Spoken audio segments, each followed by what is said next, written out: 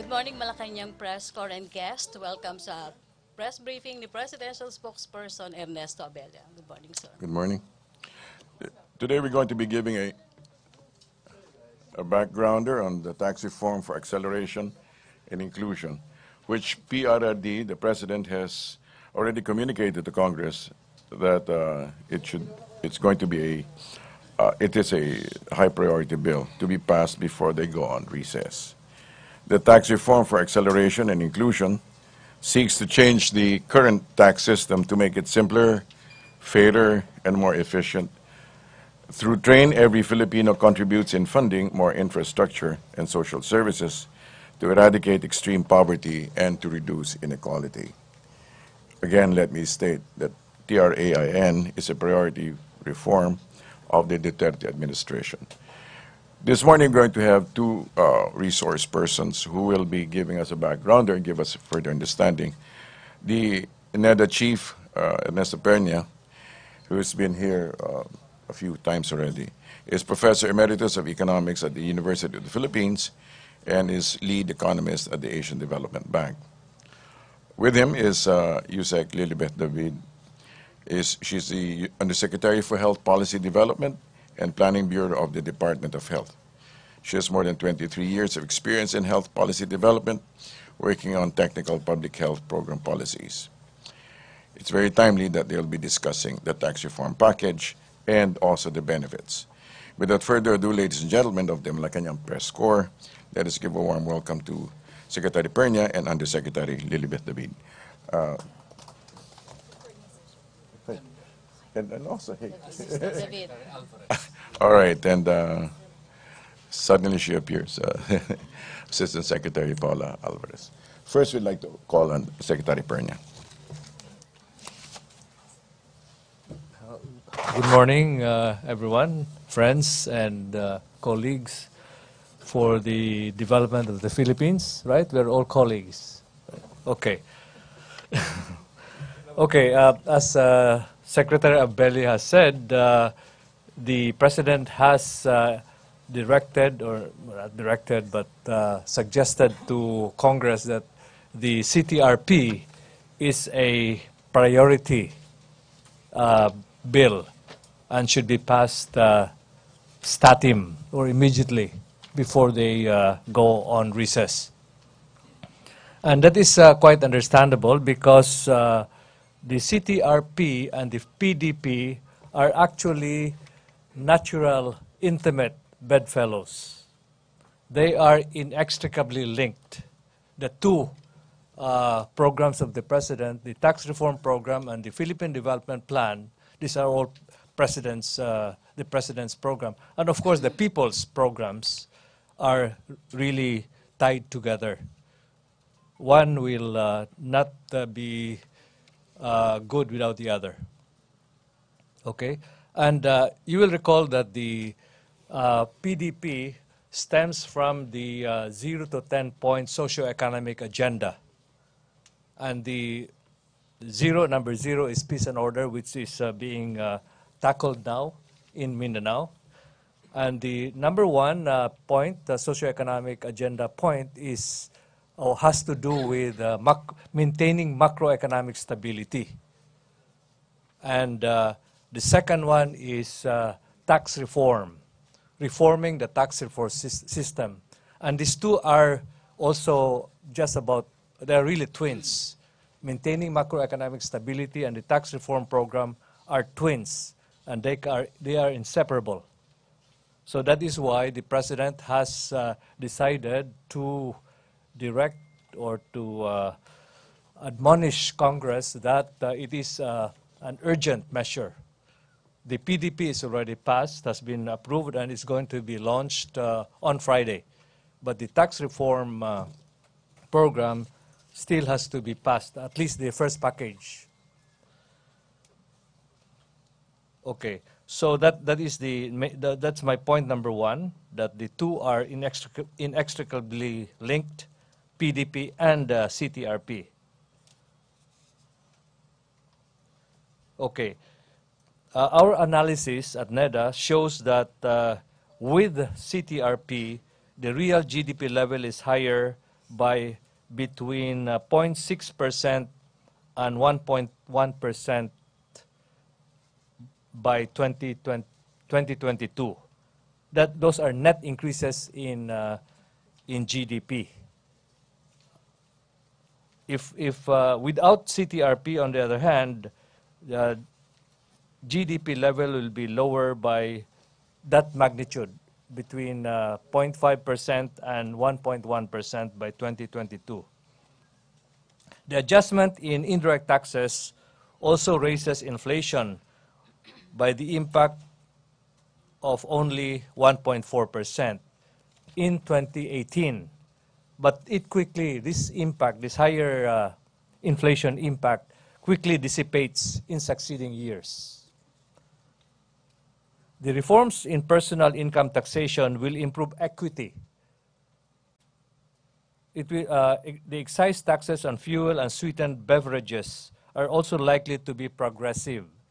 So, in other words, the CTRP is needed to increase the fiscal space of the government so that this ambitious infrastructure program, as well as human capital investment program, education and health, can be funded. So the dual objective, therefore, is improving equity, which is pretty bad across households, as well as generating funds for infrastructure development, both hard infrastructure and soft infrastructure. The World Bank estimates that the country has an investment gap, both physical and human capital, of around 6.8%. A permanent reduction of revenues without offsetting measures will make it more difficult to close the gap. The sequencing of reforms is also crucial. NEDA supports the assertion that good tax administration is crucial. So not just tax reform, reforming the tax rates, but also tax administration, collection, and spending of taxes.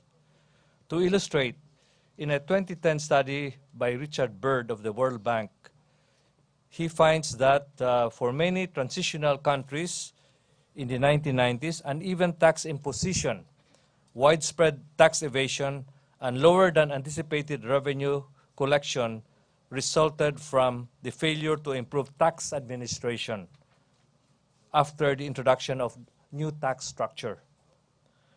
The study further asserts that an effective tax administration should reflect improved governance to keep tax officials honest and reinforce the legitimacy of the tax system, of the new tax system.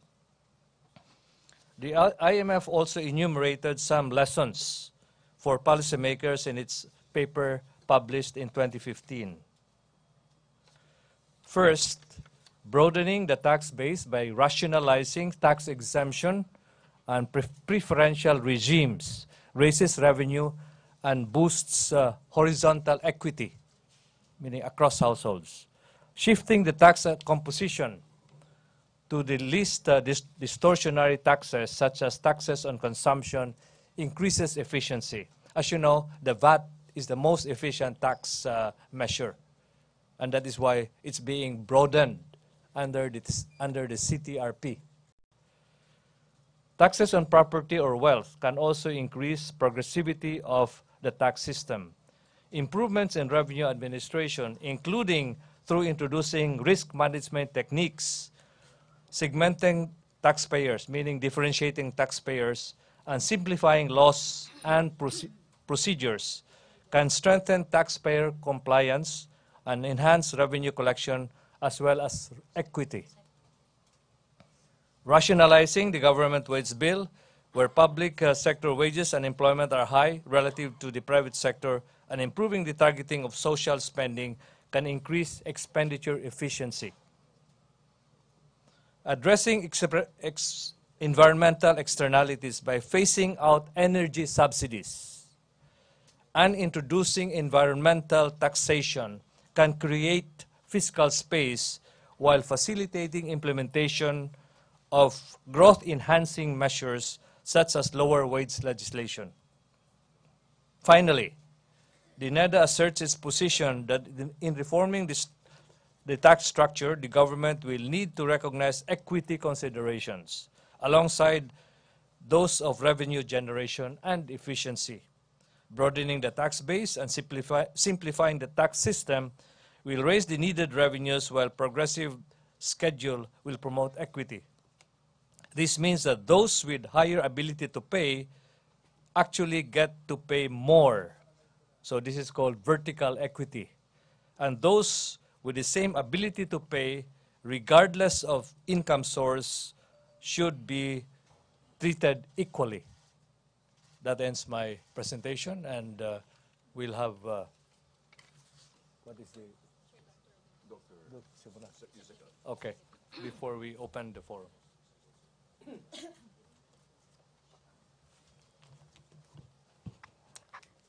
Thank you, Secretary Pernia. So we're here today because we believe the comprehensive tax reform is important for our country and the health sector.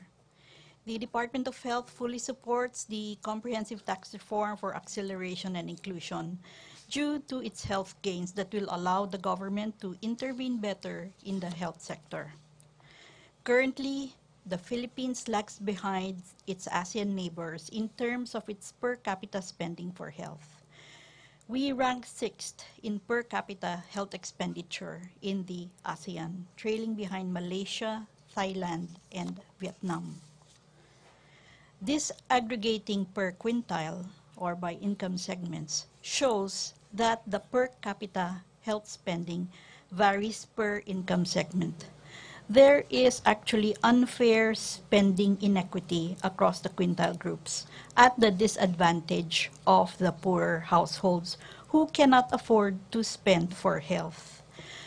This has impact on our health outcomes. If you look, even for nutrition, if you look at our statistics for the past decade, stunting and wasting has remained flat, meaning there has not been any improvement. And in 2013 to 2015, the stunting and wasting has even increased. Furthermore, the protection of people for financial risk from ill health is still greatly challenged, with an out-of-pocket spending in the country that is still very high at 57%. This means that the patient has to pay for most of the expenses for ill health. Because of this fear of potential financial hardship, poorer households have a stronger tendency to delay seeking care.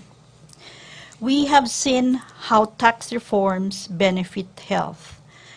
The government was able to address poor performance disparities as a result of the sin tax law in 2012.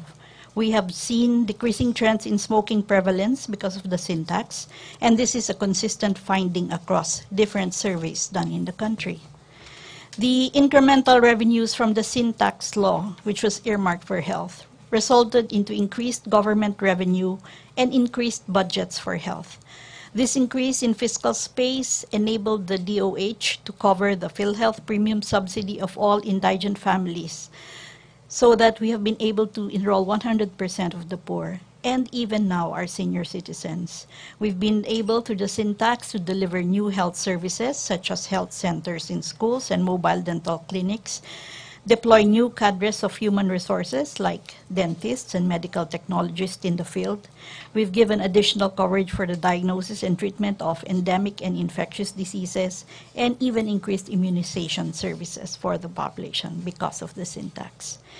The comprehensive tax reform is likewise a win for health, since it will provide additional resources that the health sector can leverage to scale up multi-sector-wide public policy interventions to prevent the risk factors for non-communicable diseases, and to increase the breadth and depth of PhilHealth coverage through substantial services covered and the support value provided by the National Health Insurance Program.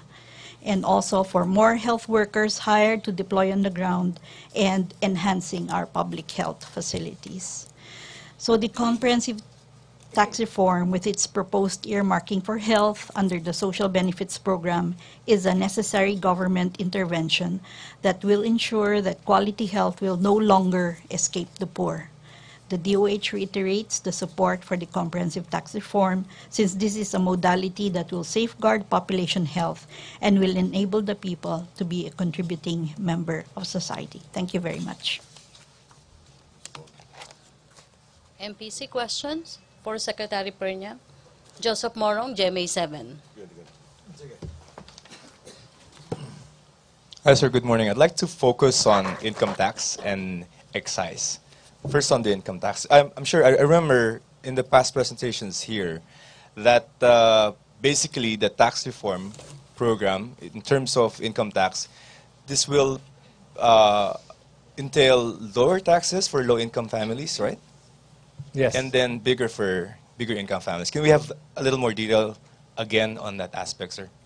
Well, the tax rate for individuals or for personal income taxation is as high as 32% right now, regardless of income level. The reform will bring it down to 25%, which will be more aligned with our neighbors, Asian neighbors, and which is going to be make the tax system for personal income taxation more progressive, meaning it will be more favorable to lower income groups than to higher income groups.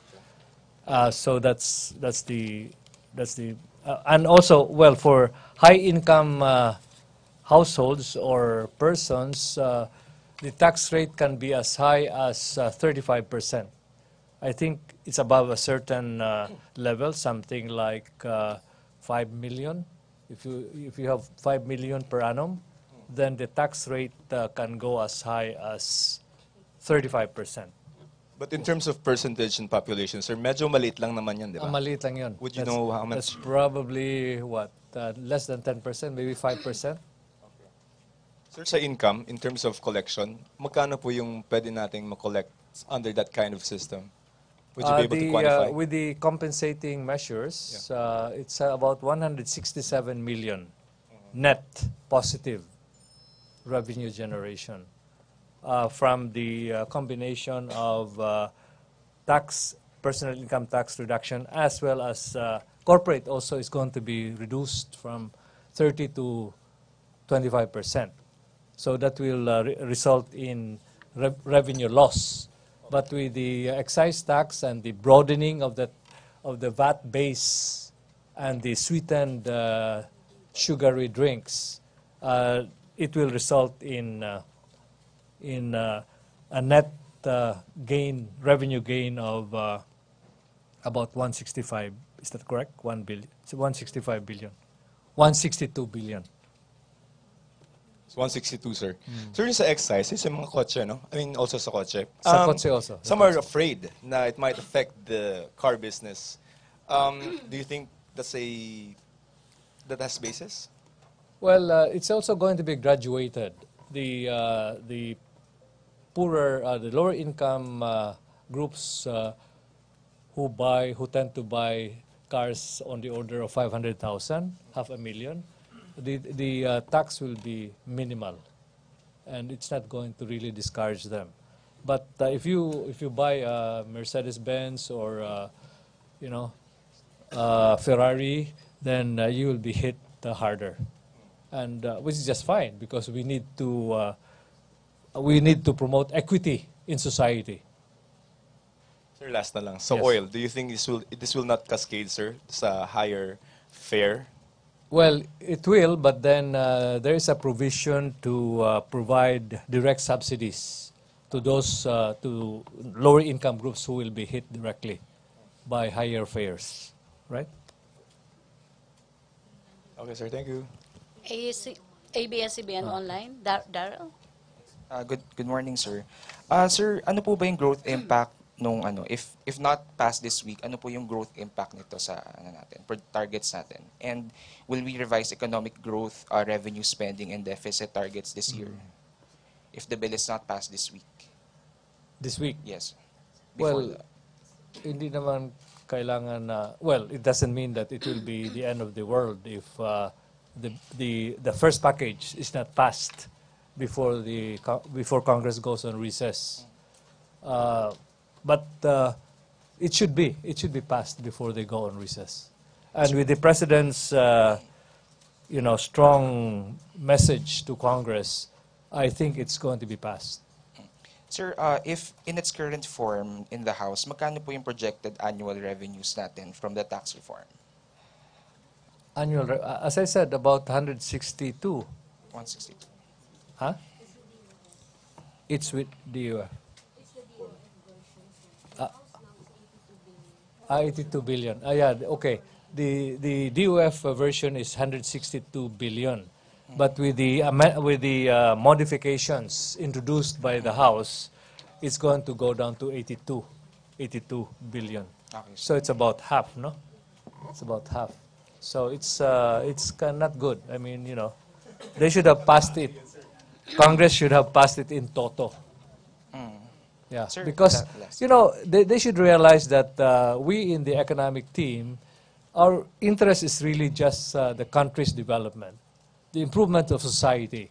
We have no personal agenda at all, and we are trained to do economic analysis, tax analysis, and so we know what is best, what is optimal. So that is my message, really. Sir, last na lang. And I don't think the legislators are as well versed as the economic team is. I mean, the legislators as a whole. There may be some of them may be experts, but not all of them, and they work as a whole. So, and the economic team also works as a whole, and therefore, they should have more trust in the economic team. Sir, so kung walang dagdag na revenue or we have smaller revenue, how do we fund yung build natin? Saan natin kukunin yung... Well, that's a problem. Then we will be unable to fund the build. It will be small build. Okay, Celerina Del Mundo Monte. Good morning, sir. Meron bang effect siya like sa inflation? Do you have any simulation kung how much would be the effect if ever?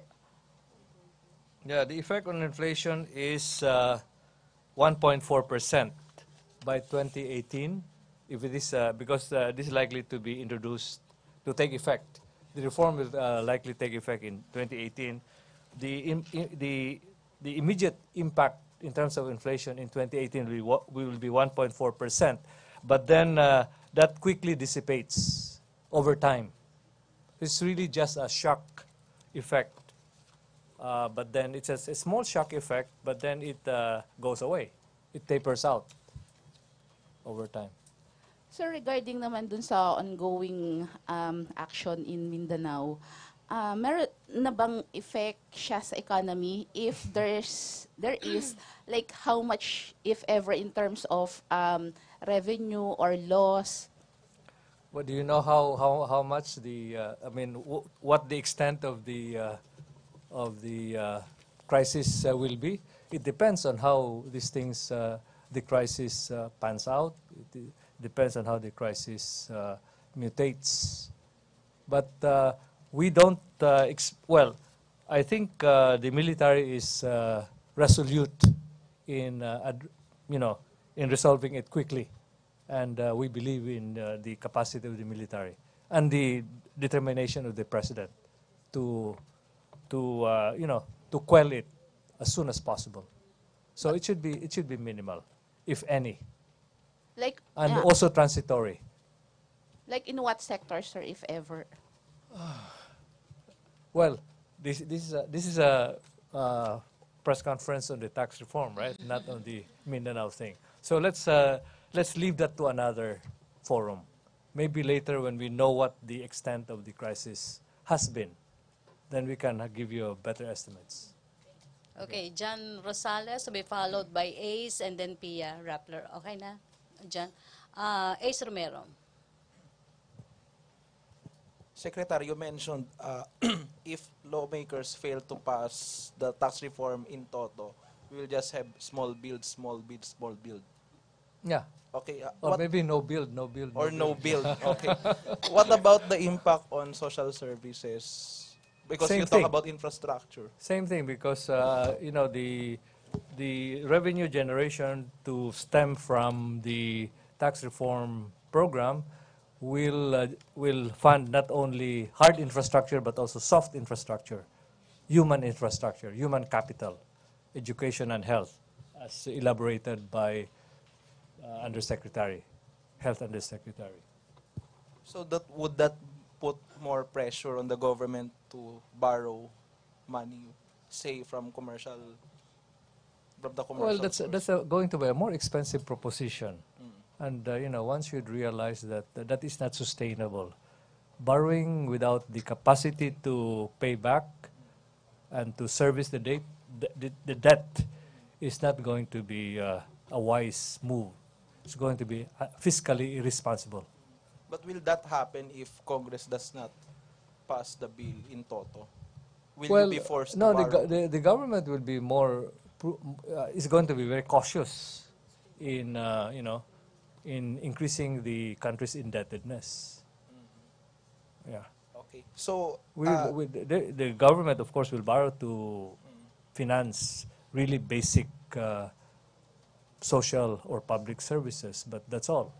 No improvement in terms of improving quality of education and health care, as well as improving infrastructure. So Much less. how do you intend to convince the lawmakers to pass the measure in toto, given that, for example, some lawmakers want the exemptions for cooperatives retained, others are arguing about No, the, wala na. I mean, they've already, you know, they've already decided on the modifications, and I guess, you know, unless there'll be some reconciliation with a different tax thrust from the Senate, then ganun na siguro yun, because well, that is, we cannot revise what Congress has passed.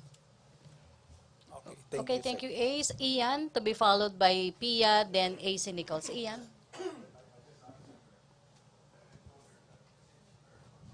Good morning po, sir. Sir, with the lower than expected first quarter GDP growth, what is your estimate now for the second quarter po?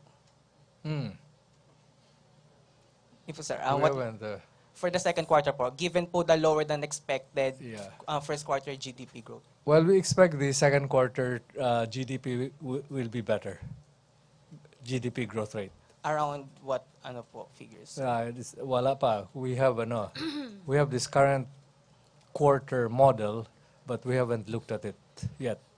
So for the second quarter po, ano po kasi tingin niyo yung magiging drivers and risks po for this second quarter growth po, GDP growth?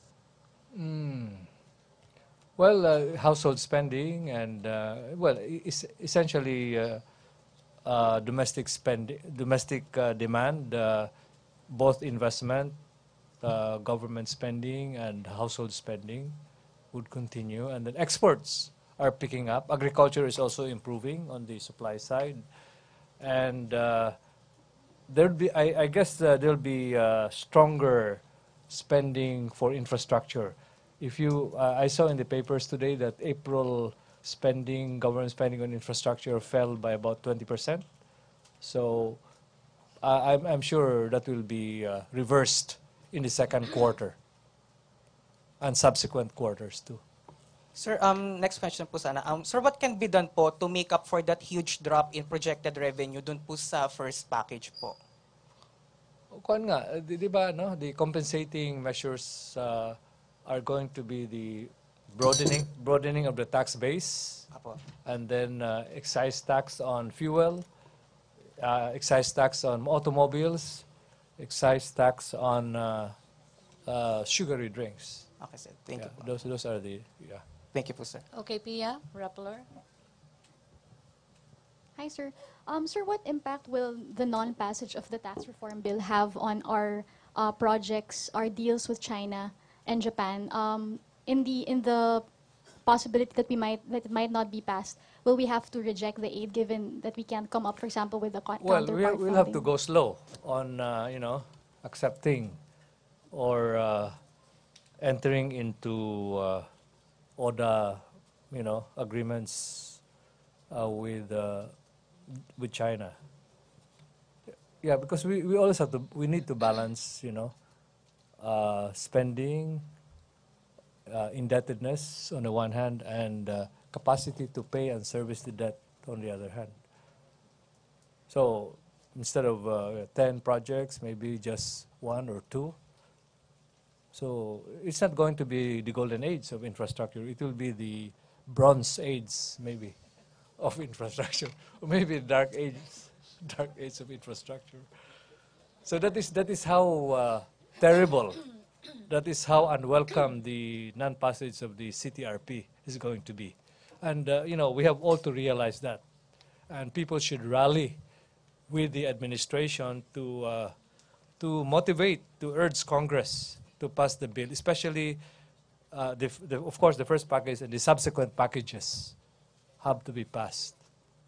Okay. AC Nicole, CNN Philippines. Hi, sir. Sir, can we just get your thoughts on claims that the package is anti-poor? It cannot be anti-poor because it's going to be progressive. It's going to exempt those who are earning 200,000 and below. They don't have to pay any taxes at all. Isn't that good? I may not have to pay taxes anymore because being in government, it's really, it's really, it's a kind of budget salary, so that's okay for the lower income groups. But sir, how will it affect the fuel tax and self-employed, the self-employed taxes, sir? How will it affect the poor? Well, it will, there will be an increase in fares, maybe, transportation fares, but then, as I've said earlier, there's going to be some direct subsidies going to be given to disadvantaged, those who are disadvantaged and who are hit directly by the increase in transport fares. Yeah. But it will be given back to them in other forms of services, sir? In direct cash, no? So there'll be targeting. Those who are targeted as deserving of subsidy, they'll be getting the subsidy. Sir, through to what compensate for the increase in. through what program, sir, yung direct cash? It's going to be it's going to be a top up of the DSWD. It will be administered by the DSWD. Okay. MPC question, Celerina. Sir, you have mentioned that we have to go slow into entering all the agreements with China. Are you going to do the same with Japan? Yeah, actually, we have fewer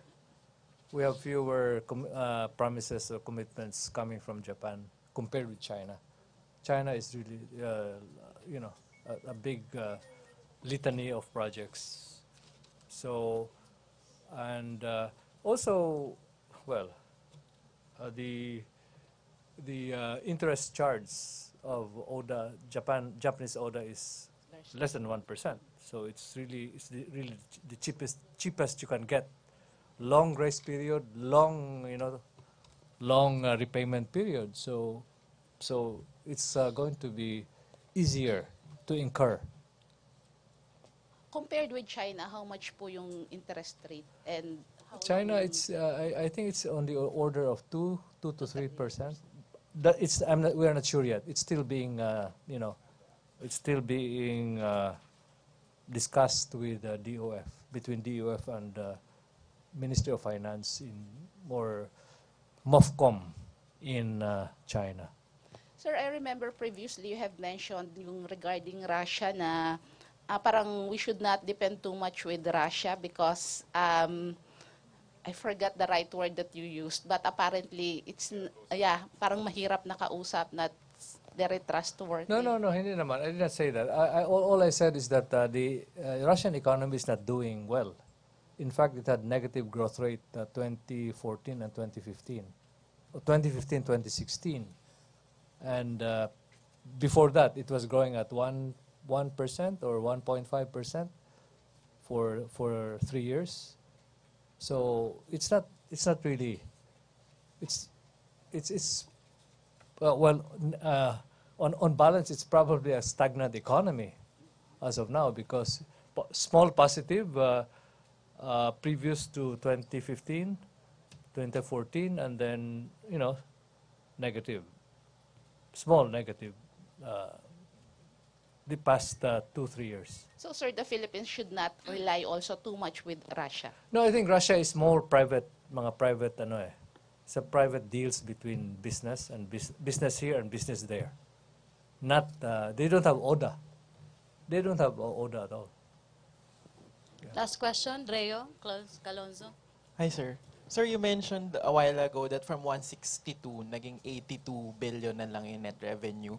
Ano po yung lowest na acceptable sa inyo na net revenue considering the Senate will most likely implement more amendments to this bill?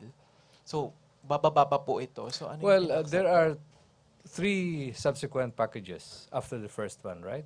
And maybe those 3 other packages will be able to compensate for, what the shortfall that we are going to get from the first package. So, and well, as I've said, we will do with what Congress approves and the President signs. Okay. Thank you, sir. Thank you, Dreo. Thank you, Secretary Pernia, NEDA Director General, Presidential Secretary. Yeah. Presidential Spokesperson Ernesto Abella. No more questions for... All right. A few things on the horizon. The Department of Transportation starts live stream bidding and procurement process. For the first time, the Department of Transportation gave the public access into its bidding and procurement processes via online streaming of the opening of bids for several maritime projects. In the spirit of transparency and good governance, Transportation Secretary Tugade ordered the live streaming of the procurement processes of all projects of the department. The first live stream coverage via Facebook reached more than 45,000 followers, viewed more than 8,000 times, received positive feedback. Also, business outlook improves for the second quarter of 2017. The Bangko Sentral ng Pilipinas has reported an improvement on the Philippines' overall confidence index, gaining 43% for the second quarter for 2017, reflecting a positive outlook from the business sector doing business operations in the country. Also, Philippine key fiscal indicators improved in the first quarter. As of March 2017, the Department of Finance reported that the country's public debt in proportion to its gross domestic product went down to 41.87%, better than last year's 43.56%.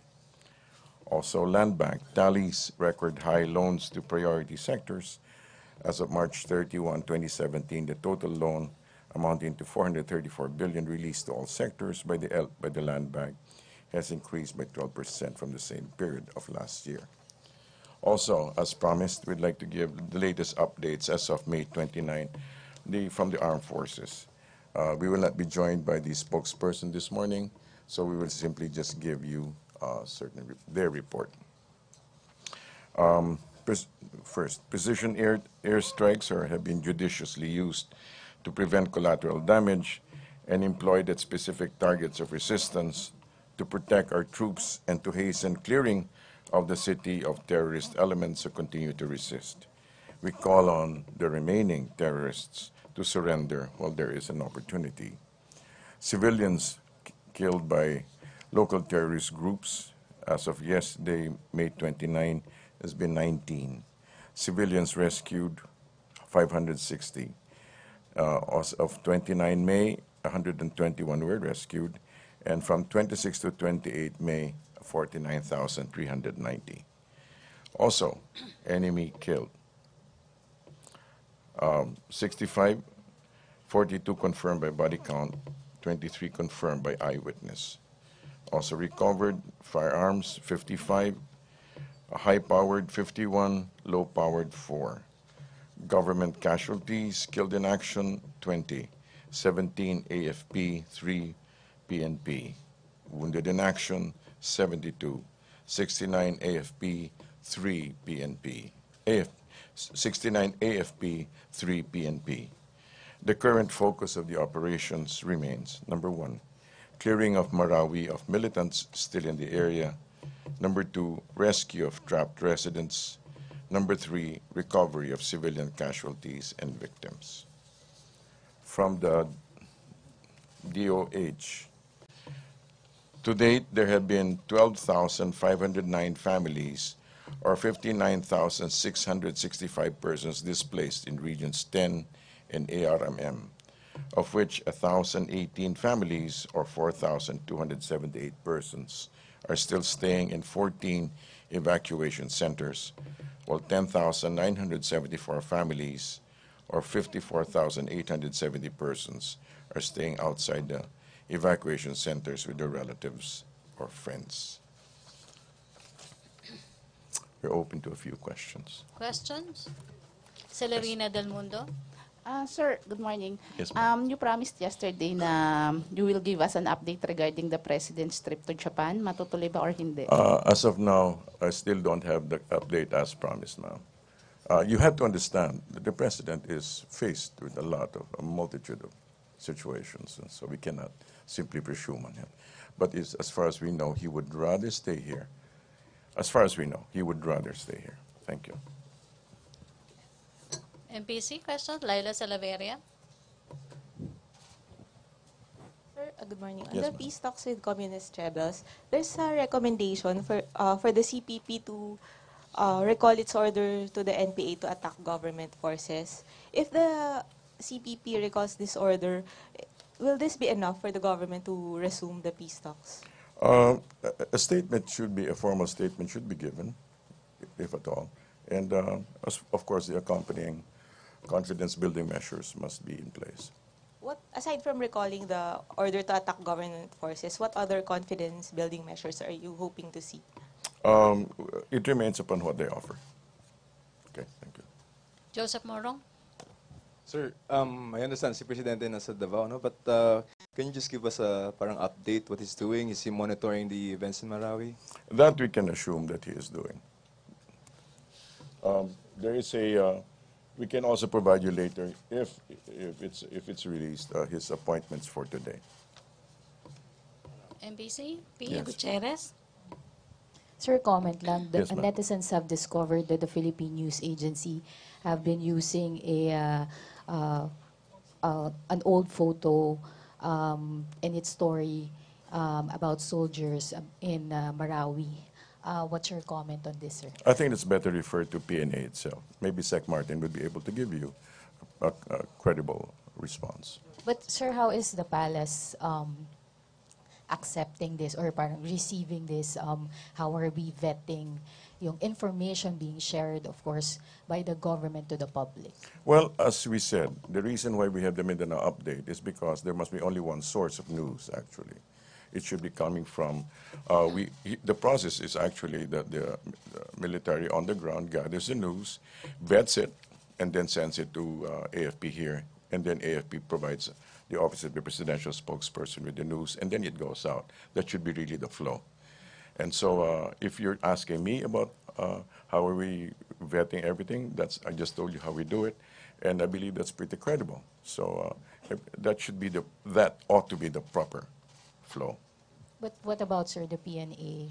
Like I said, you might be better off by asking Secretary Andanar. Thank you, Pia. Ate Tavera. Morning, sir. What was discussed last night between the President and, I guess, the MILF in Davao, sir? The details regarding that we don't have. Okay, thank you. Joseph. Sir, dun lang sa call on the terrorists to surrender, can we expound on that? Well, Why is there such a call for terrorists when we have an operation already? Come again? Why is there such a call when we have a military Well, to operation? lessen the damage on the ground, definitely to lessen the damage on the ground, and so that civilians will be less affected. And next question, please. Okay. Well, Laila. Yes, ma'am. Last week, the President was reported as calling on the terrorists that they can solve the problem through a dialogue. Yes. How serious is the President in initiating talks with them? And is there even a mechanism for this? Well, already he has opened the doors, right? I mean, as you can very well see. But the mere fact that he states it, that means to say that he's open to it, and if the mechanism is he has opened it, and there should be some adequate response to that. As you can very well see, that the way he has run his cabinet, it's from left to right, right to left, top to bottom. In other words, he's very, very open to dialogue. So his sincerity regarding the matter should not be questioned. Yes. But sir, there's an ongoing operation, so where is the opportunity for them to come in and... They can always back channel, right? Okay. Is there an appointed emissary for this? Or? Well, that I don't know. But if so, they can always find a way. But sir, isn't it the policy not to negotiate with terrorists? Not to negotiate with terror, definitely. But in this particular case, we have that's already policy. Okay, so I will not presume on that. The only thing I can respond to is the fact that the President himself has said this is open. So, there. Ace Romero. Yusek, will the President push through with his plan to expand the coverage of martial law to include illegal drugs? We don't have policy on that. We don't have policy on that. Although I think he said, regarding expansion, no. But regarding expansion, we don't have official word on that. Because he mentioned that he's going to issue a general directive to include the drug menace in the scope of the martial law. Then we will have to wait for the general directive. Okay. Thank you.